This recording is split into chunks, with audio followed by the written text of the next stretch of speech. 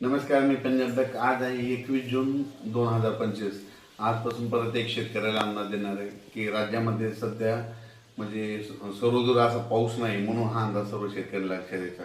फक्त राज्यात भाग बदलतच पडणार आहे. आणि तुम्हाला सांगू इच्छितो कोकणात म्हणजे ते कोकणपट्टीला मात्र सातारा, सांगली, सोलापूर, कोल्हापूर, पुणे त्या पट्टामध्ये त्या नाशिकपर्यंत त्या सरी राहणार आहेत, म्हणून हे लक्षात येतं. तिकडला पाऊस मध्ये चालूच राहील. पण राज्यात इतर महाराष्ट्रामध्ये पाऊस म्हणजे काही जिल्ह्यामध्ये कसा राहील तर राज्यात पहिली गोष्ट सर्वदूर पाऊस नाही, भाग बदलत पडणार आहे, त्याच्यामध्ये सर येणार आहे. सर्वदूर काही मोठा पाऊस नाही, म्हणून हा अंदाज प्रथम सर्व शेतकऱ्यांनी लक्षात घ्यायचा.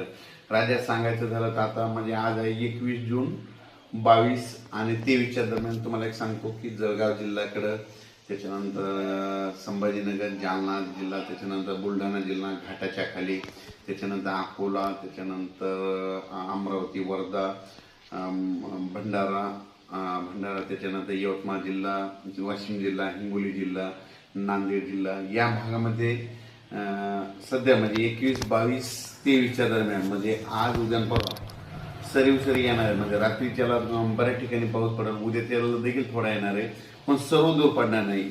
जिल्ह्यामध्ये काही भागामध्ये पडेल, काही भागाला सोडून देणार आहे, म्हणून हा अंदाज लक्षात येतात. फक्त जिल्ह्यामध्ये मात्र पावसाची हजेरी असणार आहे, म्हणून हे लक्षात यायचं.